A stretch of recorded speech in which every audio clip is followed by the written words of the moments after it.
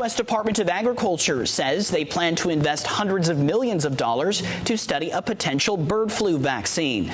This as the USDA reports a dip in egg prices. But some say a vaccine could cause mutations in birds and contaminate the chicken supply for humans. A Tennessee agriculture professor telling us mutations are not a big concern. 52 million of that 100 million table egg layers that were lost between October of 24 and February of 25. Chickens get vaccinated for Newcastle disease, bronchitis, coccidiosis, Marek's disease. We vaccinate lots of animals. Viruses change, mutate all the time.